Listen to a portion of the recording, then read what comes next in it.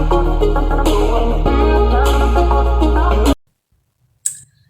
morning, guys. Happy Sunday, and yes, welcome back sa channel natin. So, I hope you guys doing good and be safe always.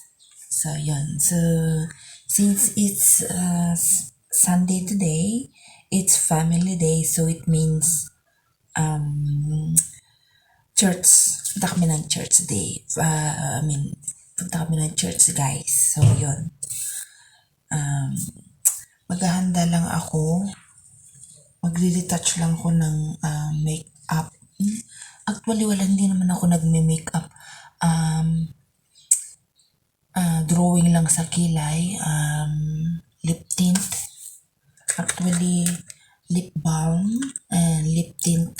And then, powder lang, guys. So, yun. Yan lang ang nilalagay ko sa kolorete ng aking mukha. So, yan. Yan. Ganyan lang. Retouch lang. So, and then palang aking naghihimagsik na pangpilik mata. Ayan. Sorry guys ha. Hindi pa ako marunong mag-vlog. Sana maintindihan nyo. Virgin pa ang person. So, yun guys. Yes. Before kami, may oras pa naman kasi before kami aalis, maglilinis lang ako ng slide. Slide lang naman. Yes, magwawalis lang ako ng slide para hindi madumi. Yun lang. And then, mga 15 minutes before 11 kami umaalis. So, yun. Guys. So, yun lang. And, ito palang pa-OOTD ko. Makikita nyo ba? Ay, hindi makikita. Wait lang mamaya, guys.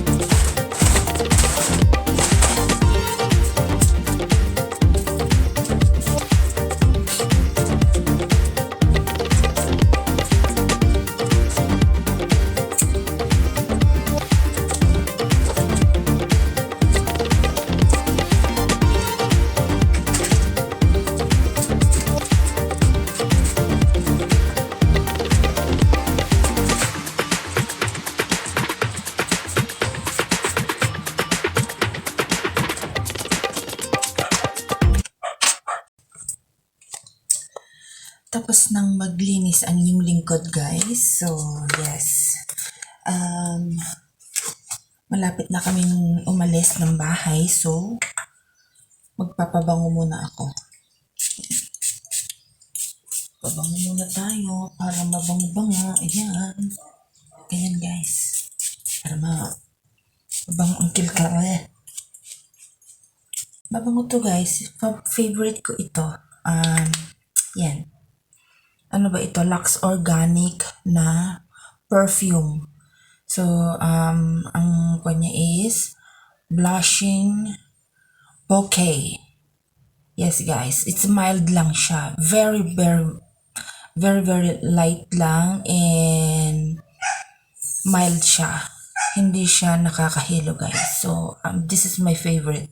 Nabili ko lang siya sa Watson, guys. So, yes. Kung interested kayo, guys, ayan.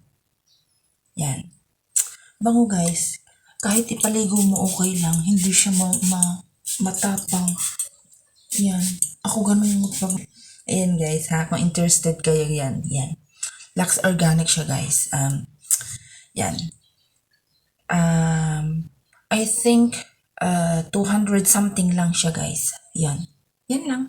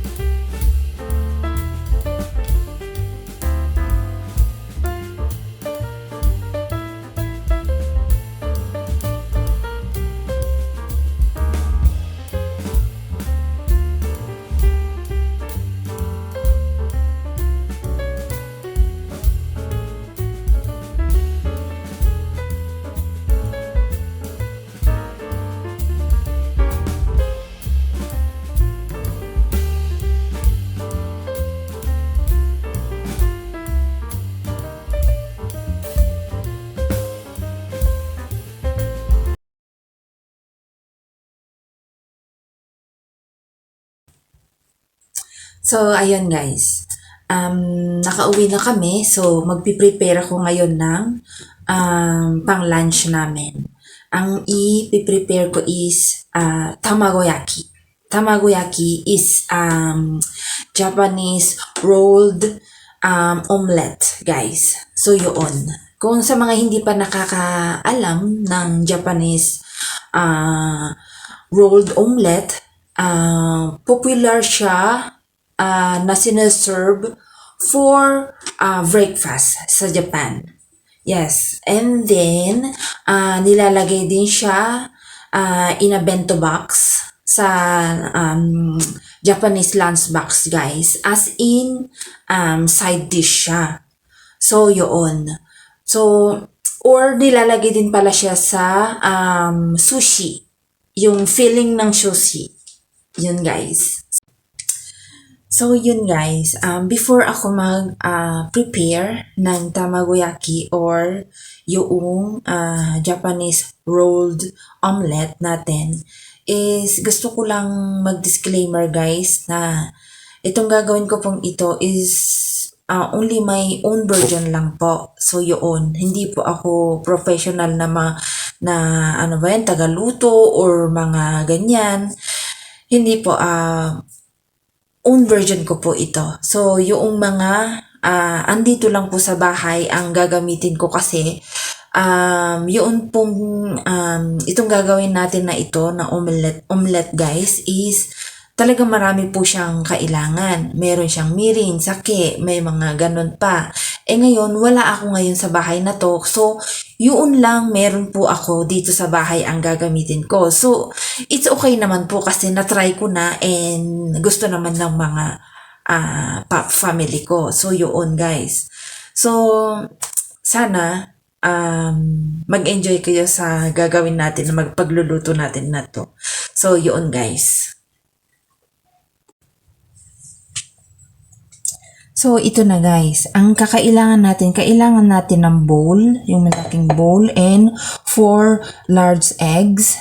And then, ito po siya. Ang nasa bahay ko lang is ito lang. Pinch of salt. Ano ba ito?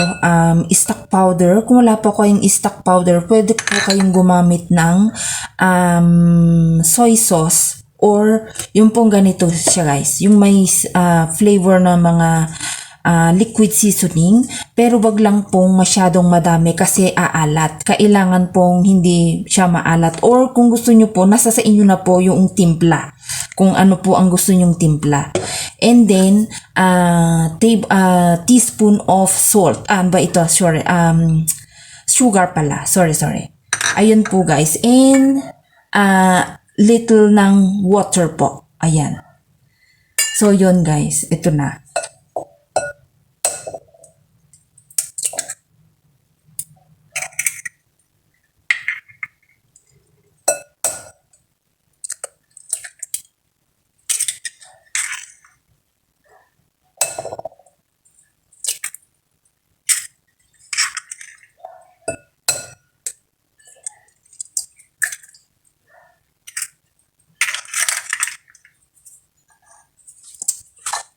ito na po, pagsasama-samahin ko na po siya lahat dito. Para po, isang kembot na lang po. Ayun. Yan siya. And then, lalagyan ko siya ng konting water. Haluin lang siya.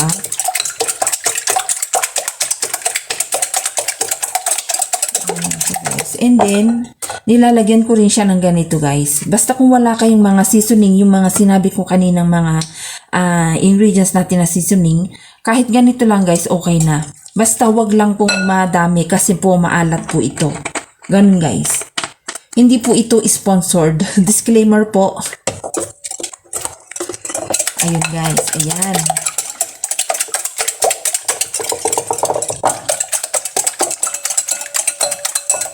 Siguro mga 2 tablespoon or 3 tablespoon of water ang nilagay ko dito.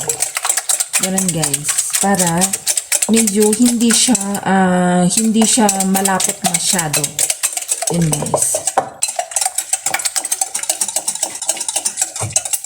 Nasa sa inyo na, uulitin ko po, nasa sa inyo po yung lasa niya, kung anong gusto niyo pong lasa, kung maalat ba o gusto niyo po, kung gusto niyo po ng maalat or katamtaman lang or matabang, ganun ba? Kasi iba-iba naman po tayo ng panglasa.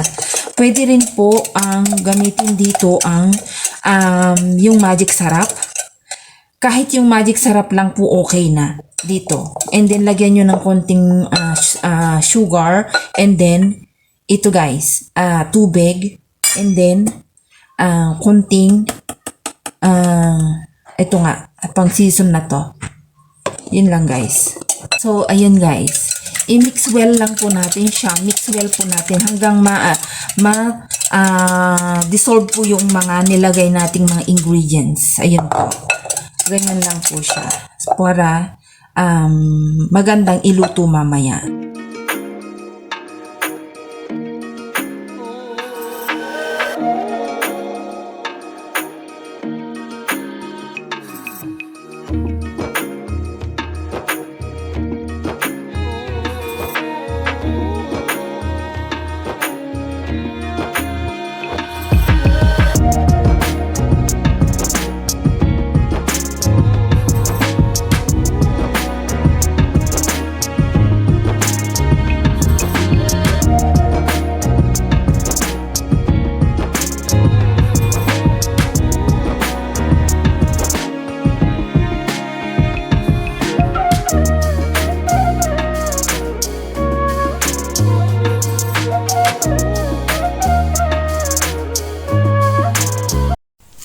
So guys, ito na po ang ating Japanese rolled omelette.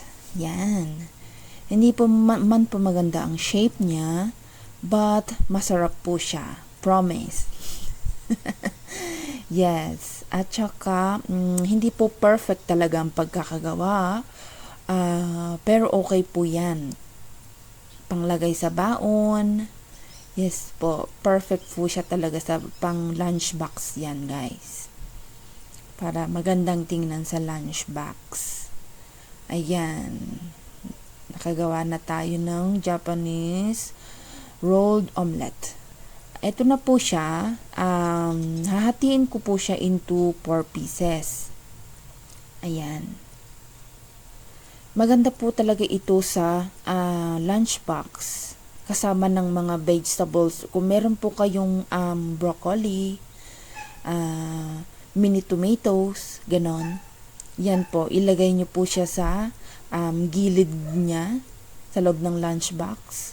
And then kung meron kayong hot dogs or mga nuggets, kasama po niyan, maganda pong tingnan, guys. Ayan. Okay po siya talaga. Magugustuhan po ng mga chikitings. And ito na po ang ating finished product.